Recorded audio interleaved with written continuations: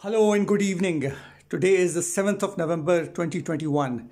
Yesterday, protesters hit the streets to show their anger and agitation against the climate summit which is being held in Glasgow. Greta Thunberg, the young Scandinavian girl who has been campaigning for better protection of the world's climate, has been saying that this is more of blah blah blah and less of practical work. Although the world governments have said that they would try to harness the greenhouse gases, methane emissions, and other hazardous material which is being injected into our atmosphere and into our seas. Most active climate defenders think that this is not enough. It is particularly of great significance to countries like Pakistan, which are very, very vulnerable to climate changes. Pakistan is one of the most vulnerable countries where flooding, typhoons, and other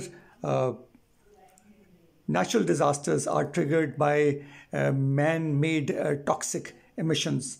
There is also talk about countries saying that they would no longer be exporting coal-powered projects unless they have the sufficient number of filters which can stop the emissions, raw emissions going into the atmosphere.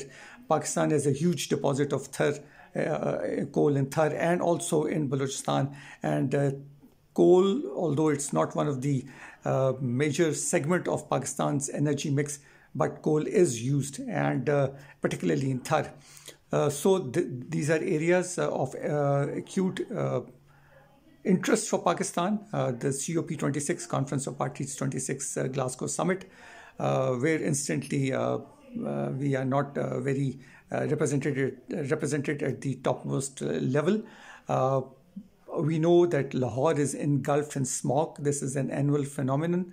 And this year too, this smog is of a particularly wild nature. The Indian capital is also afflicted by similar natural hazards. So something serious has to be done. Climate does not figure anywhere in Pakistan's election campaigns or any political party's manifesto, but this is something which we need to pay attention to. It is as bad or as good or as important as providing the citizens their daily bread. Climate needs to be protected for the sake of our children and grandchildren. Thank you very much for listening to me, and I would want my listeners to please raise the awareness about climate in your circles. Thank you very much.